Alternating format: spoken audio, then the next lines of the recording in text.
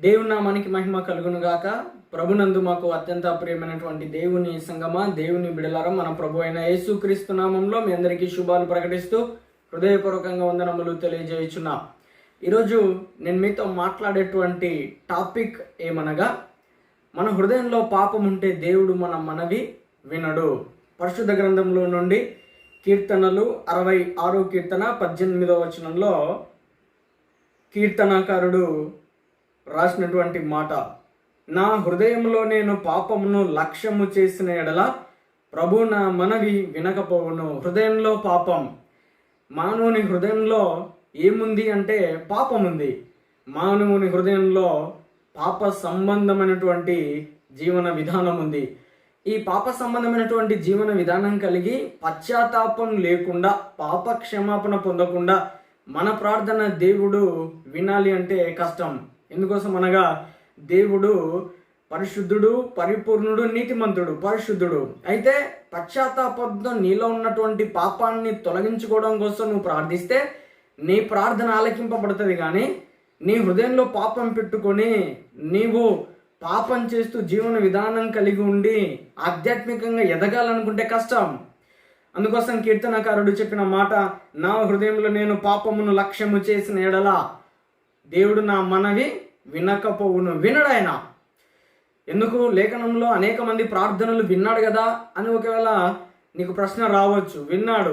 ఎవరి ప్రార్థన విన్నాడు అంటే, పశ్చాత్తాపంతో పాప క్షమాపణ కోసం వారు చేసిన తప్పిదములను గుర్తెరిగి దేవుని వైపు తిరిగినటువంటి ప్రజలు ఎవరైతే ఉంటారో వారి యొక్క ప్రార్థన దేవుడు విన్నాడు, వారిని క్షమించినాడు. అంతేగాని ప్రతిరోజు పాపం చేస్తూ, ప్రతిరోజు తప్పిదములు చేస్తూ, ప్రతిరోజు తప్పిదమైనటువంటి సంఘటనల్లో పాలుభాగస్తులు అవుతూ నేను దేవునికి ప్రార్థిస్తున్నాను, దేవుడు నా ప్రార్థన వింటాడు, దేవుడు నాకు సహాయం చేస్తాడు అనుకుంటే పొరపాటు. లేఖనం చెప్పుచున్నది, నీ హృదయంలో నువ్వు పాపాన్ని లక్ష్యం చేస్తే దేవుడు నీ మనవి వినడు. నీ ప్రార్థన వినాలంటే, నీ మనవి వినాలంటే నీలో ఉన్న పాపాన్ని నీవు తొలగించుకోవాలి. పాపములో నువ్వు ప్రార్థన చేస్తే నీ ప్రతిఫలం రాదు. కాబట్టి నీలో ఉన్న పాపాన్ని తొలగించుకో, నీలో ఉన్నటువంటి శాపాన్ని తొలగించుకో. పాపము మనిషిని మరియు మానవుణ్ణి జీవన స్థితిగతులను పాడు చేస్తుంది. మనిషి యొక్క ఆధ్యాత్మిక జీవితాన్ని నరకంలోనికి వెళ్ళేటువంటి ఒక దౌర్భాగ్యపు స్థితి ఉంది. కాబట్టి పాపమును లక్ష్యం చేయొద్దు. ఏ పాపాన్ని బట్టి నువ్వు లక్ష్యం చేస్తూ దేవునికి దూరంగా ఉన్నావో ఒకసారి నీ హృదయాన్ని నీవు పరిశీలన చేసుకో. ఇన్ని రోజులు పాపాన్ని పెట్టుకొని దేవునికి ప్రార్థిస్తున్నావా? అయితే నీ హృదయం మార్చుకో. ప్రభు నీతో మాట్లాడుతున్నాడు. నీవు అలా ఉంటే నీ ప్రార్థన దేవుడు వినడు. ఆయన ప్రార్థన ఆలకించువాడే, ప్రార్థనకు చెవియొగ్గువాడే. కానీ ఎవరి ప్రార్థనకు చెవియొగ్గుతాడు, ఎవరి ప్రార్థన ఆలకిస్తాడంటే యెహోవా భక్తుల ప్రార్థన అయినా వింటాడు. పాపంతో ఉన్నటువంటి వారి ప్రార్థన దేవుడు వినడు. కాబట్టి మనం మన హృదయాలలో పాపాన్ని ఉంచుకొనకుండా నీతియుక్తమైనటువంటి జీవితం, ధర్మయుక్తమైనటువంటి జీవితం, పరిశుద్ధమైనటువంటి జీవితం కలిగి ఉండి దేవుని యందు భయభక్తులు కలిగి మనం ప్రభుకి ప్రార్థించేటువంటి వారంగా ఉండాలని వాక్యం ద్వారా జ్ఞాపకం చేస్తున్నాను. నా హృదయంలో నేను పాపమును లక్ష్యం చేస్తే దేవుడు నా మనవి విన్నాడు. నీ మనవి కూడా వినే అవకాశము లేదు. కాబట్టి నీ మనవి వినాలంటే నీలో ఉన్న పాపాన్ని తొలగించుకో. పశ్చాత్తాపంతో దేవుని అడుగు.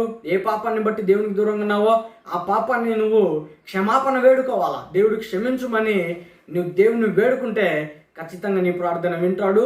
నీ యొక్క ప్రార్థన విని నీకు కావలసినటువంటి దీవెనల ఆశీర్వాదాలు అనుగ్రహిస్తాడని వాక్యం ద్వారా జ్ఞాపకం చేస్తున్నా. కల్వరి శిలువలో మన పాపాలను తీసివేయడం కోసం యేసుక్రీస్తు ఈ లోకంలో చనిపోయాడు, సమాధి చేయబడ్డాడు, తిరిగి లేపబడ్డాడు. నిజ దేవుడిగా, సత్య దేవుడిగా ఆయన నిరూపించబడ్డాడని లేఖనం చెప్పుచున్నది. కాబట్టి మానవుని యొక్క పాపాలు క్షమించేది ప్రభు అయిన యేసుక్రీస్తే. యేసు రక్తం ప్రతి పాపం నుండి మనలను పవిత్రులుగా చేయునని లేఖనం చెప్పుచున్నది. నీ పాపాన్ని తీసివేసేది ఆయనే, మన పాపాలను తీసివేసేది ఆయనే.